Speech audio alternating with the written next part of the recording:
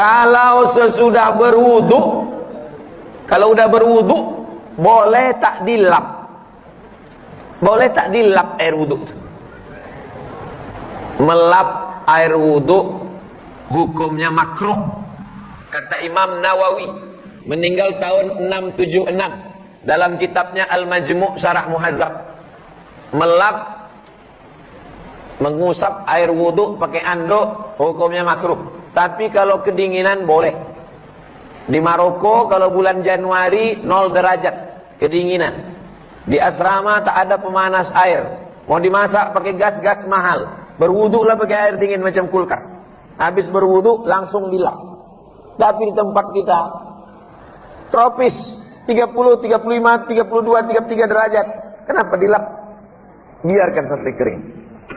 Mau dilapnya juga tidak sampai batal, hanya sekedar makruh saja. Harta yang boleh dihibahkan itu berapa dari harta yang kita punya? Hebat orang Tanjung Ustaz. Nampaknya semua mau dikasihkannya. Waktu Nabi sedang membebaskan kota Makkah, ada sahabat Nabi itu yang sakit, dijenguk Nabi. Anaknya cuma satu, perempuan. Laki anak perempuannya ini menantunya kaya pula. Kata dia, semua hartaku mau kukasih untuk Islam. Kata Nabi, tak boleh. Kenapa tak boleh? Karena kalau semua hartanya dia kasih ahli warisnya, nanti tak dapat. Kalau kau tak mau semua, ambil setengah, 50%. Kata Nabi, tak boleh. Kalau begitu sepertiga diterima. Jadi kalau mau mengasih harta, kasih sepertiga. Yang 6, kalau 1 miliar 333 juta. Yang 666 juta dibagikan ke ahli waris. Karena udah ada niat kalau dia mati nanti ahli waris tak dapat. Ada seorang laki-laki tak punya anak, hidup sebatang kara. Bagaimana saya memberikan doa kepada kedua orang tua saya, sedangkan orang tua saya sudah meninggal dan tidak Islam? Ya Allah, kedua orang tuaku itu hamba-Mu, Kau yang menciptakannya, kuserahkan dia kepada Engkau ya Allah. Begitu bunyi doa. Tak boleh kita katakan, ya Allah ampunkanlah kedua orang tua. Kenapa tak boleh? Karena Ibrahim pernah mencoba dan Allah marah. Maka istighfaru Ibrahim li abihi, istighfar Ibrahim untuk bapaknya, illa am mau'idatun wa'adaha iyyah. Dia pernah berjanji, sa'astaghfirullah rabbi innahu kana bi hafiya. Nanti ku mintakan ampunan untuk engkau ayah. Lalu kemudian ketika mati dimintakannya, Allah marah. Karena waktu hidupnya melawan Allah Subhanahu wa taala. Lalu kemudian falamma tabayyana lahu annahu aduwwul lillah. Ketika sudah jelas bagi dia bahwa ayahnya itu musuh Allah, tabarra'a minhu, dia pun melepaskan diri. Ya Allah, orang tuaku itu hamba Engkau, ciptaan Engkau, kuserahkan dia kepada Engkau ya Allah. Karena kita tak punya daya, tak punya upaya, la haula wala quwata illa billah. Apakah yang saya berikan doa itu diterima Allah SWT? Begitu bunyi doanya. Kalau selama ini doanya lain-lain, robah kepada yang tadi. Ayah dan emakku itu adalah hamba Engkau ya Allah, kuserahkan dia kepada Engkau sesuai dengan keputusan Allah Subhanahu wa taala. Ketika dilihat Nabi menanamkan akidah di Makkah, ibadah praktis seperti sholat pada tahun ke-11, muamalah seperti piagam Madinah, maksudnya interaksi sosial Islam dengan tak Islam, terlihat keseimbangan. Mengapa kebanyakan umat Islam sekarang lebih mementingkan ibadah mahdoh dibanding yang bersifat muamalah? Ibadah mahdoh, sholat, puasa-puasa sunat, zikir-zikir, baca Quran, sibuk dengan itu, tapi kurang pada muamalah, interaksi sosial. Sholat rajin, puasa rajin, tapi tetangga salah parkir, keluar kebun binatang dari mulutnya. Puasa sunat rajin, zikir rajin, tapi cakap kasar. Sholat rajin, puasa rajin, maulid rajin, menceritakan aib tetangga pun rajin, lebih rajin enggak lagi. Sholat rajin, puasa rajin, tapi minjam rantang tak balik udah 3 bulan. Ini tidak sesuai antara ibadah mahdoh, ibadah mahdoh yang murni, pure, original, dengan muamalah interaksi sosial. Orang yang bagaimana ini? Orang ini adalah jahil, tak mengerti ajaran Islam. Karena sholatnya banyak, puasanya banyak, hajinya banyak, nanti dia tetap dituntut di padang mahsyar. Inilah yang disebut dengan muflis, bukan mukhlis. Kalau mukhlis orang ikhlas, muflis orang bangkrut. Ya'ti yaumal qiyamah, dia nanti datang menghadap Allah, salatnya banyak, puasanya banyak, zakatnya banyak, hajinya banyak, tapi ternyata lidahnya kasar mencaci maki si fulan. Wa daraba hadza, memukul si fulan. Wa safaka dama hadza, menumpahkan darah si fulan. Wa qazafa hadza, menuduh si fulan. Datang orang mengambil salatnya, datang orang mengambil puasanya, datang orang mengambil hajinya. Faniyat hasanatuhu, amal pahalanya sudah habis. Sementara orang tetap mengantri menuntut. Ukhizat khotoyahum, diambil dosa mereka, ditimpakan kepada dia, dicampakkan dia ke neraka jahanam. Bukan karena tak sholat, tapi karena muamalat, hubungan sosialnya tak baik. Insya Allah kalau dia sholat ke masjid, kenal sama tetangga, hubungan interaksi sosialnya insya Allah baik. Hablum minallah wa hablum minan nas. Ini kalau tak dibacakan berdosa. Ini serius nih, diketik, di print. Assalamualaikum Ustaz. Waalaikumsalam warahmatullahi wabarakatuh. Dalam menjalani aktivitas kehidupan sehari-hari di lingkungan kami, hampir tak terlepas dari pinjaman pada rentenir. Jangan bilang rentenir. Rentenir terlalu keren. Lintah darat. Semua yang di air, kalau naik dia ke darat bahaya. Di antaranya lintah darat dan buaya mengaku. Bahkan untuk membeli dan memiliki sesuatu pun kami sering menggunakan jasa kredit. Bagaimana hukumnya nih Pak Ustadz?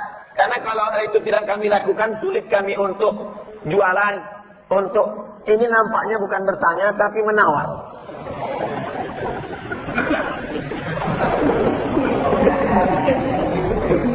Maka bedanya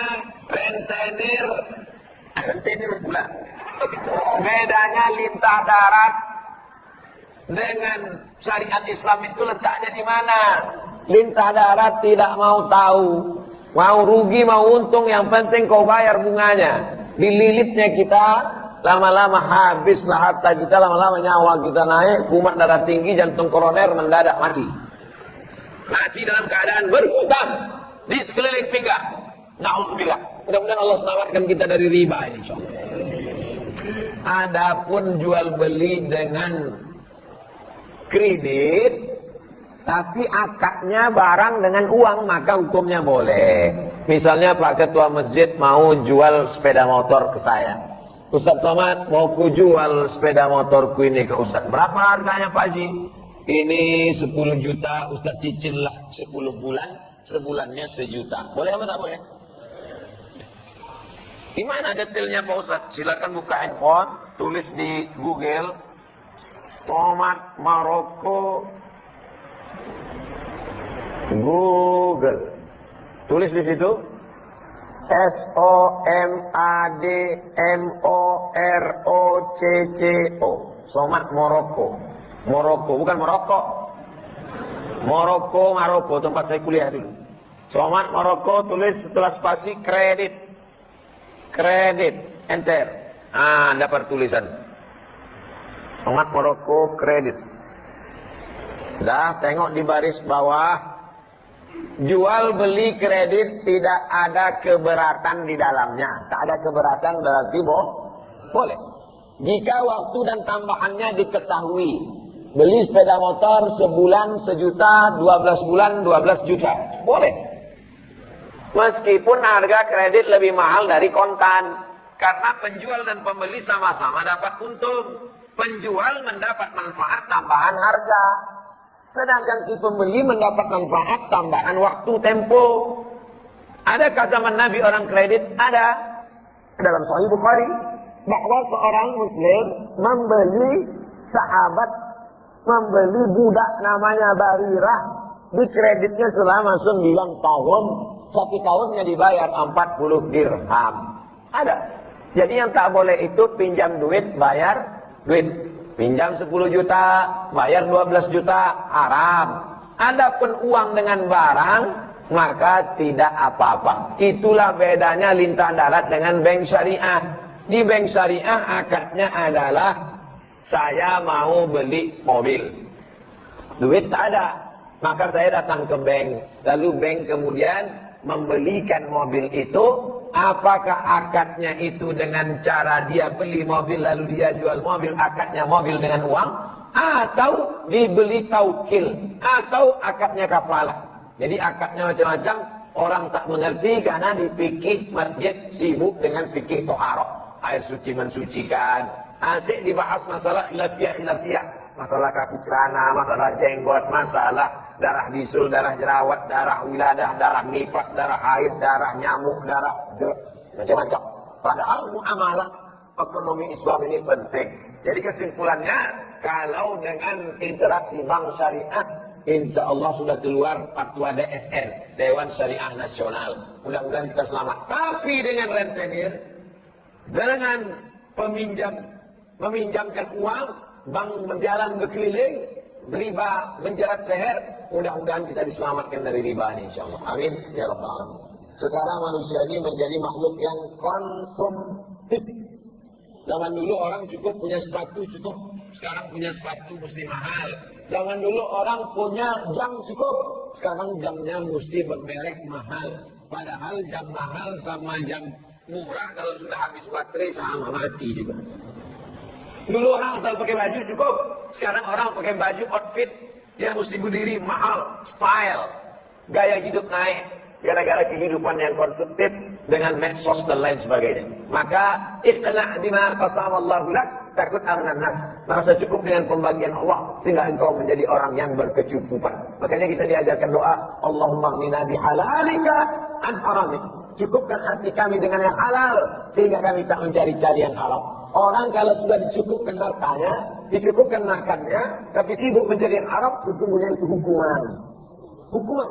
Hukuman bukan dalam bentuk penyakit, tapi hukuman dalam bentuk hawa nafsu yang tak pernah kering, yang tak pernah cukup. Makanya di antara doa diajarkan Nabi, Allahumma inni a'udzubika min ilmin la yanfa'. Jauhkan aku dari ilmu yang tak bermanfaat. Sudah tahu riba, sudah tahu haram, dikerjakan juga, tak ada manfaatnya. Wa min qalbin la yakhsha. Jauhkan aku hati yang tak takut pada Allah. Sudah dikatakan, nanti bangkitnya macam mana saya suka saya tahu. Doa dan dikabulkan Allah. Darah dagingnya terperah ke belakang. Wa min nafsin la tasma. Jauhkan kami dari nafsu yang tak pernah kenyang. Wa min du'ain la yusma. Jauhkan kami dari doa yang tak dikabulkan. Kenapa doa tak dikabulkan? Karena hawa nafsu. Kenapa hawa nafsunya tak bisa terkendali? Karena tak ada rasa takut. Kenapa tak takut sama Allah? Karena ilmunya tak bermanfaat, tanpa disaling berkait. Mudah-mudahan ilmu yang kita pelajari malam ini bermanfaat. Apa tanda ilmu bermanfaat? Hati takut. Apa tanda hati takut? Nafsu terkendali. Apa tanda nafsu terkendali? Doa terkabulkan. Maka nampaknya kita diselamatkan Allah SWT. Amin. Ya Rabbal Alamin.